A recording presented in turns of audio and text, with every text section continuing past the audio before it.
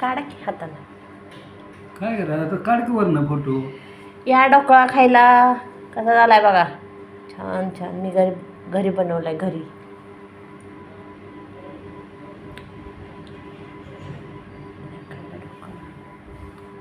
घ्या. या सकाळ सकाळी गरम गरम ढोकळा खायला. ढोकळा कोणाकोणाला आवडते कमेंटमध्ये सांगा आणि कसा झालाय ते पण सांगा.